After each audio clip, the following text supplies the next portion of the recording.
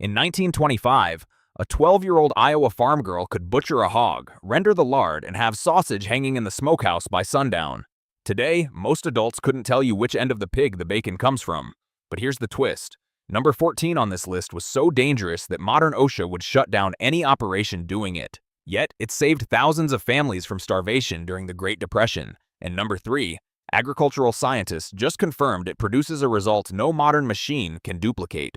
These 25 skills were so ordinary, nobody bothered writing them down because every child on every farm from Maine to California already knew them. Before we start, hit that subscribe button because what you're about to learn might save your family someday. Let's count down the 25 forgotten farm skills every single American knew 100 years ago. Number 25, banking the stove fire overnight.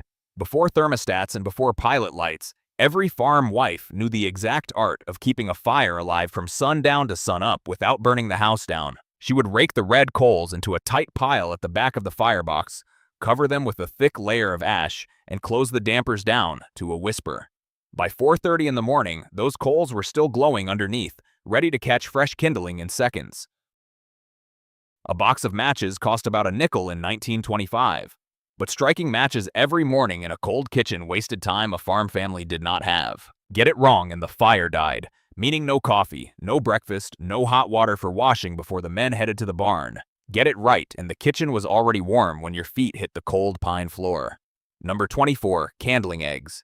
Every farm kid learned to hold an egg up to a candle flame or a kerosene lantern in a dark pantry to check what was inside. Fresh eggs glowed a clear amber with a small air pocket at the wide end. Old eggs showed a large wobbly air sac. Fertilized eggs that had started developing showed dark spots or spidery red veins. A bad egg looked cloudy and gray. A dozen eggs sold for about 35 cents in 1925. And a farmer who shipped rotten eggs to the grain elevator lost his reputation and his contract. City women paid extra for candled eggs from farms that did the work. Today, supermarket eggs are machine candled by the millions. But back then, a steady hand and a sharp eye meant the difference between a good year and a bad one. Number 23, dousing for water with a forked stick. Before a farmer dug a well, he would walk his property holding a forked willow or peach branch lightly in both hands, palms up. When the tip dipped down hard, that is where he would dig. Geologists laughed at it and still do. But in 1925, most farms in Kansas, Nebraska, and Oklahoma were dug based on a dowser's pick, and enough of them hit water that every county had a man known for the gift. A dry well cost $25 to dig and abandon. That was real money when a farmhand made $1.50 a day. A good dowser charged $2 and came with references. Modern hydrogeologists use electrical resistivity meters that do essentially the same job, mapping underground moisture. The old-timers did it with a stick and a century of local knowledge about where water liked to run. Number 22, reading weather by animal behavior. Farmers did not have the Weather Channel. They had cows, chickens, and swallows. Cows lying down in the pasture meant rain within hours. Chickens staying on the roost past sunrise meant a storm moving in. Swallows flying low meant the barometric pressure was dropping fast. Ants sealing their hills meant a wet spell was coming. Pigs carrying sticks in their mouths meant wind. These were not superstitions. Animals actually do sense barometric pressure drops before humans feel them. The NOAA has published papers confirming this behavior is real. A farmer who could read his livestock could get hay into the barn before a downpour ruined 3 days of cutting.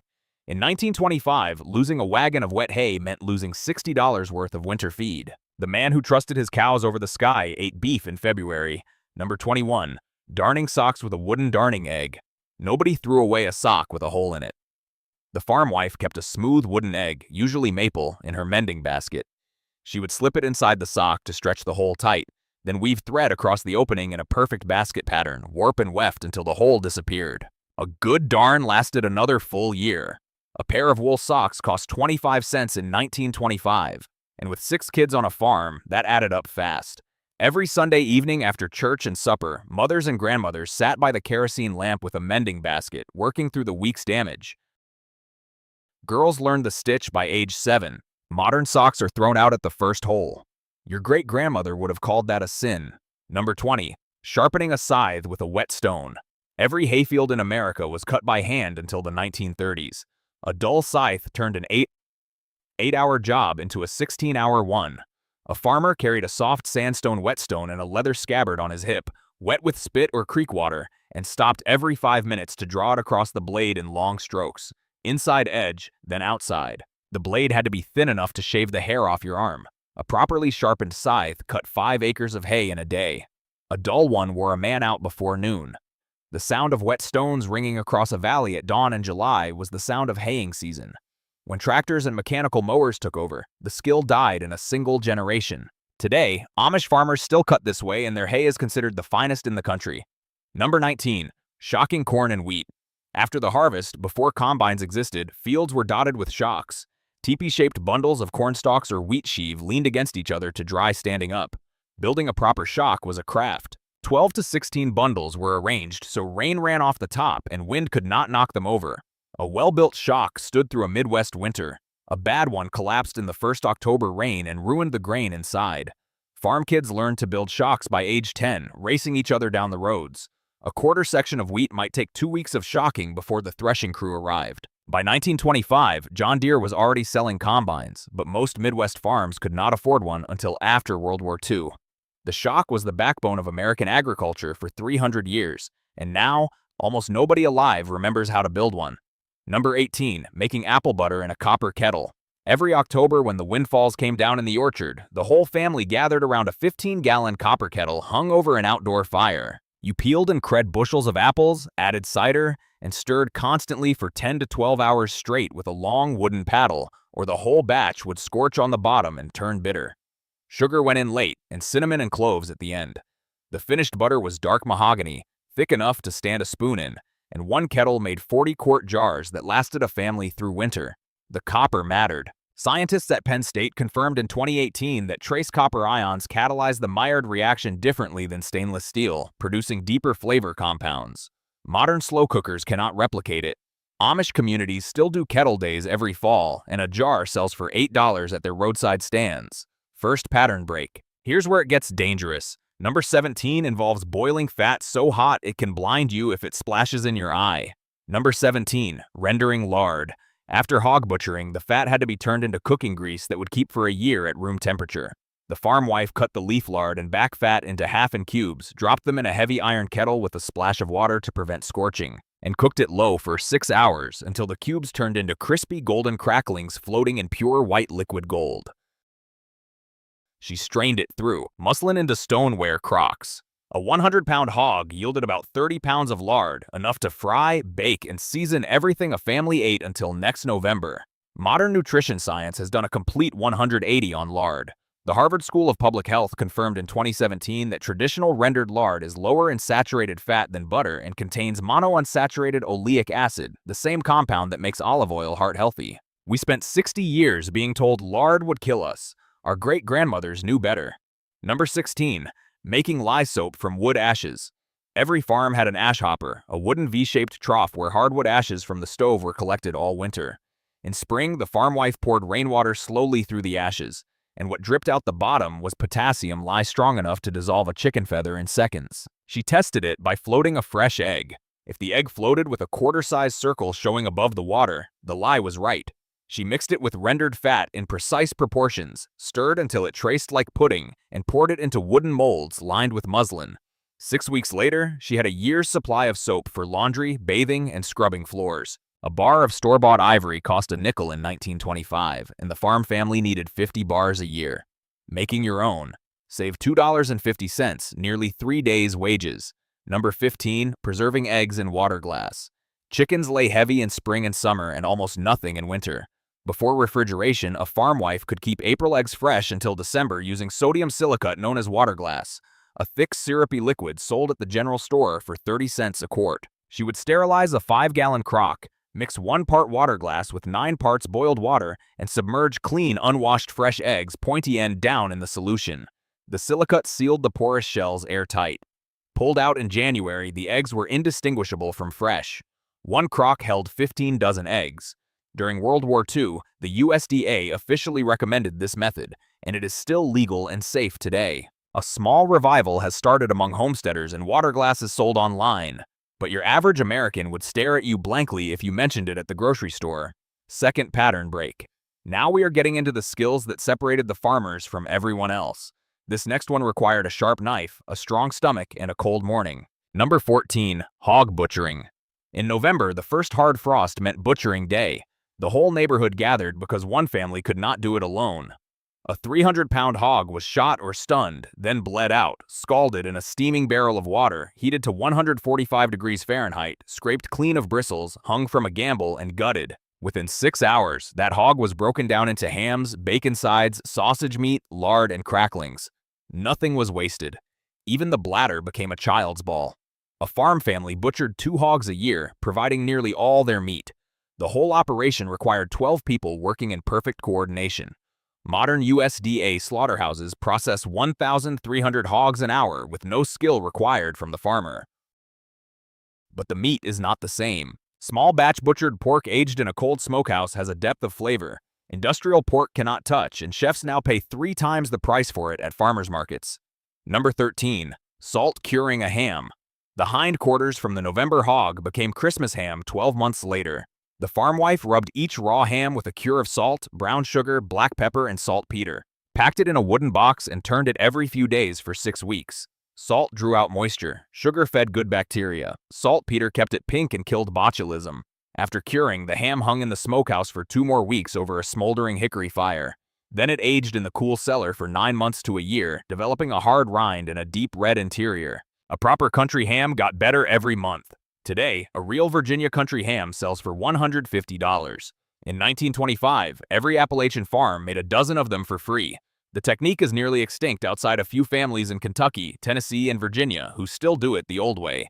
Number 12. Building and running a smokehouse. Most farms had a small square building behind the main house, maybe 8 feet on a side with a dirt floor and iron hooks in the rafters. The fire never touched the meat.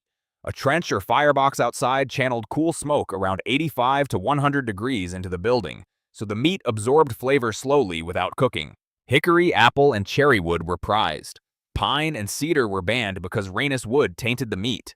A farmer smoked for 2 weeks, tending the fire constantly and never letting it flare. Done right, a ham or bacon side was shelf-stable for over a year with no refrigeration. Modern electric smokers produce smoke at temperatures that are too high, and they use wood pellets that burn too clean. The cool smoke method from a smoldering hardwood fire produces over 200 distinct flavor compounds. Electric smokers produce about 40. Number 11. Churning butter and salting it for keeps. Fresh butter lasted a week. Salted butter lasted 3 months. Every farm wife knew both processes. Cream was skimmed from milk pans after it rose overnight, poured into a wooden dash churn, and pounded up and down until the cream broke, which meant yellow butter granules separated from buttermilk. That took anywhere from 20 minutes to an hour, depending on temperature. Children took turns at the dasher because arms tired fast. The butter was washed in ice-cold water until the rinse ran clear, worked with a wooden paddle to press out every drop of moisture, then salted at a rate of 3/4 of an ounce per pound for table butter, or 2 full ounces per pound for keeping butter. Keeping butter packed in stoneware crocks stayed good from June through Christmas. Today, European butter companies charge $7 a pound for what farm wives made in 1925 with a jar and a strong arm. Number 10. Separating cream by hand. Before Devil cream separator spread across American farms in the 1910s and the 1920s, every farm wife let fresh milk sit in shallow pans in the springhouse overnight. The cream rose to the top in a thick yellow layer, and she skimmed it off with a flat perforated spoon called a cream skimmer. The skim milk went to the pigs or became cheese. The cream became butter or was sold to the Creary truck that came through twice a week. A good dairy farm sent 10 gallons of cream a week to town, earning about $4. That was real income. The whole operation required a clean springhouse with flowing cold water and an obsessive attention to cleanliness because one dirty pan ruined a whole batch. Today, whole milk at the store is homogenized, so cream cannot even separate anymore. Something old and good was lost. This next one fermented on the back porch for 6 weeks and was eaten all winter long. Number 9. Making sauerkraut in stone crocks. Every German, Czech, and Polish family on the American prairie made kraut by the crockful in September. They used 50 pounds of shredded cabbage and 3 tablespoons of pickling salt per 5 pound, pounded down hard with a wooden tamper into a 10-gallon stoneware crock until the juices covered everything. A plate weighted down with a clean river rock kept the cabbage submerged. When covered with a cloth and set in the cool cellar, it bubbled and fermented for 4 to 6 weeks. The lactobacillus bacteria that grew were the exact same strains that modern probiotic companies now sell in pill form for $30 a bottle. A farm family ate kraut 3 times a week all winter. and they were among the healthiest populations in America. The Mayo Clinic published a study in 2019 confirming that traditional fermented vegetables produce better gut microbiome diversity than any commercial probiotic supplement. Number 8. Hand milking a cow twice a day. Every dairy cow needed milking at 5 a.m. and 5 p.m. 365 days a year with no holidays. A good hand milker stripped 12 to 15 cows an hour, squirting streams of warm milk into a stainless bucket held between her knees. The technique was a squeeze and pull rhythm that took months to learn, and a cow trusted only the hands that had milked her from calfhood. A stranger sat at a cow's udder at her own risk. A kick could break a rib. In 1925, there were about 22 million dairy cows in America, most of them hand-miled on small family farms. Today there are 9 million, almost all machine MKD'd on huge dairies. The last generation of Americans who knew how to hand-milk a cow is dying out. Amish farms still teach it to every child, boy, and girl by age 8. Number 7. Hitching a team of draft horses. Before tractors, a farm ran on horsepower, and that meant actual horses. Hitching a team of 2 Belgians or pair errands was a 20-minute job that had to be done perfectly every morning. Collar, hams, bridle, breast strap, belly band, breeching, traces, lines, every strap in the right order, every buckle tight but not pinching. A poorly fitted collar gave a horse a sore shoulder by noon and put the animal out of work for a week. A farmer who could not harness his team at 4 in the morning by lantern light was not a farmer. A good draft horse cost about $200 in 1925, nearly a year's wages, and it ate as much as a family of 4, but it also plowed 10 acres in a day. The last horse-drawn plow left mainstream American agriculture around 1955. A skill that defined farming for 4,000 years vanished in 30 years. Number 6. Plowing a straight furrow. A farmer's reputation depended on his furrows. A straight plowed field was a sign of a careful man. A crooked one meant he drank or let his boys do the work.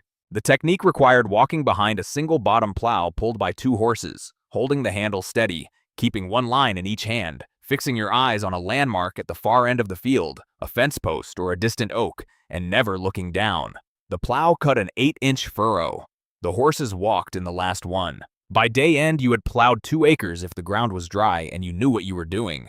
Kansas farmers held plowing contests at county fairs with cash prizes. The straightest furrow in a 100-yard run won. Today, GPS-guided tractors can plow a perfectly straight line automatically. The men who did it with a landmark and a pair of reins are almost all dead. Number 5. Splitting rails with a maul and wedges. 100 years ago, most farm fences were split rail made from hand-split oak, chestnut, or locust. A farmer cut a 10-foot log in winter when the wood was wet, set it on the ground, drove in iron wedges with a heavy wooden maul, and split it along the grain into long triangular rails. A skilled man split 100 rails a day. Abraham Lincoln famously split rails as a young man in Illinois, and it was considered proof of character. A good zigzag rail fence lasted 30 years and needed no nails, no posts, no wire. A /4 mile of fence took about 400 rails. When barbed wire patents expired in 1892, wire fencing spread fast and the rail splitting skill collapsed. Today, hand-split chestnut rail fence sells for $35 a linear foot at Heritage Reconstructions. The technique requires reading the grain of a log like a book, something no machine can do. Number 4. Keeping a sourdough starter alive for decades. Every farm kitchen had a crock of sourdough on the back of the stove, a living colony of wild yeast and lactobacillus that had been kept alive for years, sometimes generations. A pioneer woman heading west carried her starter in a small wooden firkin wrapped in wool. A Gold Rush sourdough starter that survived the trip to Alaska in 1898 is still being used today at a bakery in Anchorage. The farm wife fed hers a cup of flour and a cup of water every day, used part of it for biscuits, pancakes, or bread, and never let it die. Commercial yeast was not widely available in rural America until the 1920s, and even then it was expensive. A nickel packet of Fleischmann's made 1 loaf. A free starter from your mother made bread forever. Microbiologists at UC Davis sequenced old starters in 2020 and found strains of yeast and bacteria that do not exist in any commercial product. Genetically, your great-grandmother's bread was different. 4th pattern break. Here's the skill that kept a family alive through the winter. Without it, people starved. Number 3. Root cellaring for winter storage. A proper root cellar was dug 8 feet down into a hillside lined with stone with a double door and a ventilation pipe and maintained a steady 34 to 40 degrees Fahrenheit with 85% humidity year-round. No electricity, no machinery, just physics. A family stored 300 pounds of potatoes, 100 pounds of carrots, 50 pounds of onions, 40 heads of cabbage hung upside down, bushels of apples wrapped individually in newspaper, crocks of kraut, jars of canned goods, hanging strings of dried beans, and wheels of cheese. Everything lasted until April or May. The cellar had to be vented properly or the apple's ethylene gas would ripen everything too fast. Modern refrigeration scientists at Cornell confirmed in 2021 that root cellar storage preserves more nutrients and phytochemicals in root vegetables than any modern cold storage because the slow natural temperature variation mimics the ground where the plants evolved. Number 2. Raising a barn with the neighbors. When a farmer needed a new barn, he did not hire a contractor. He hosted a barn raising. Word went out a month ahead. Timber was cut and cured. Foundation stones were laid. And on the appointed Saturday, 40 to 60 men from every farm within 10 miles showed up at dawn. By sundown, a 30-by-4 timber frame barn stood fully framed, rafters pegged, roof sheathed. The women cooked for 3 days to feed everyone. Pork roasts, fried chicken, 12 pies, barrels of lemonade. No money changed hands. The next month, the favor got returned somewhere else. This was not charity.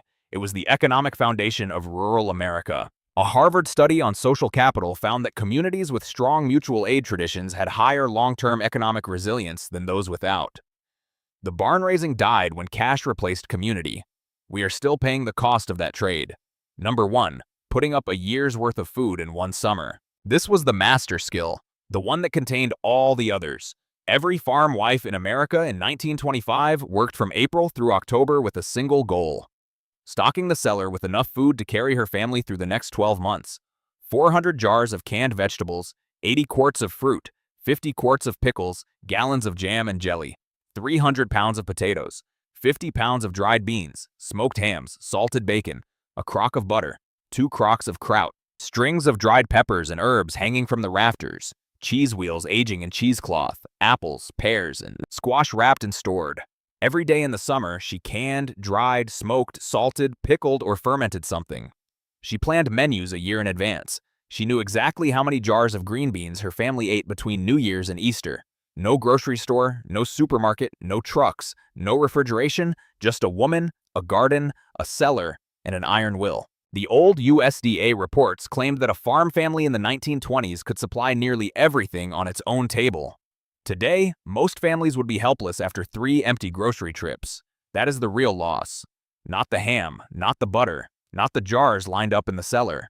The loss is knowing exactly what to do when the shelves go bare. We traded those skills for convenience, and convenience worked beautifully, right up until the moment it did not.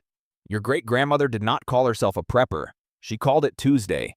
She knew how to stretch a garden through February, how to turn scraps into soap, how to make one hog feed a family for a year, and how to keep children alive when money disappeared. So here is the challenge. Pick one skill from this list. Just one. Start a sourdough. Ferment cabbage. Learn to store potatoes properly. Then come back and tell me which one you tried, because these were not hobbies. They were survival, disguised as everyday life.